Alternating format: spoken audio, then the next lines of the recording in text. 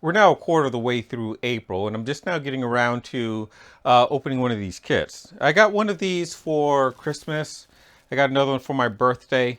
I haven't opened up either one because I want to do a time lapse with this, and I had to wait until I was not going to be using my camera for a while. Now, I have no idea what's even involved in growing these mushrooms. I haven't even said what this is. So yes, as you can tell from the cover, these are kits for growing edible mushrooms. It is said to have almost everything that you need, and most of what you're doing is just adding water and tending to them. So let me see what's in the kit. We're gonna do the organic pearl oyster mushrooms first. Okay, so I think that might be instructions of some type. There's a spray bottle. This is going to be used for applying water. And the last thing that's in here, I think this is the mushrooms themselves. Okay, yeah, I think that is the mushrooms. Or at least whatever they're going to feed off of mixed with mushroom spores. Now, I don't quite know what I'm doing, so let's see if this has detailed instructions in it. Oh, it looks like it does. The first thing I'm surprised to see is that I have to give them light. I'm used to hearing about mushrooms growing in dark environment. But okay, day one is all about preparation. So remove your kit's panel, cut an X into the substrate bag.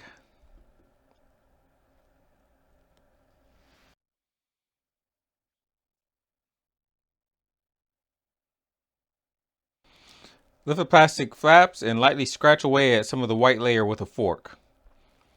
Remove the substrate bag from the box and soak it face down in a bowl of water overnight for 6 to 10 hours. The bag will float. Don't worry if some substrate falls out.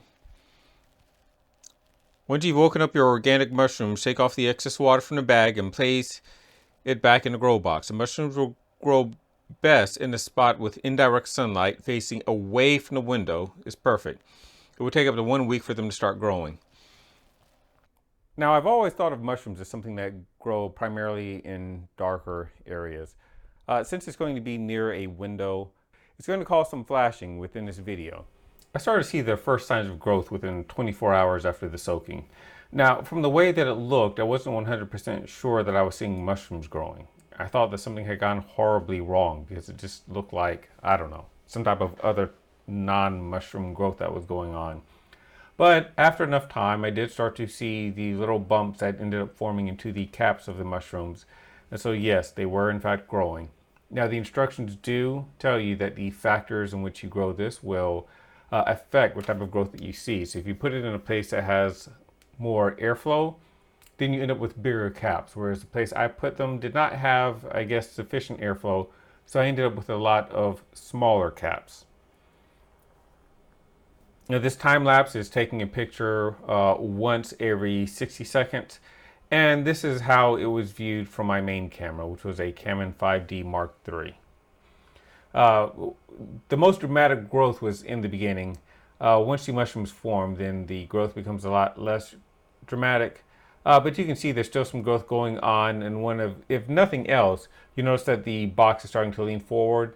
And that's because more of the mass of this is going forward as they're growing out of the box.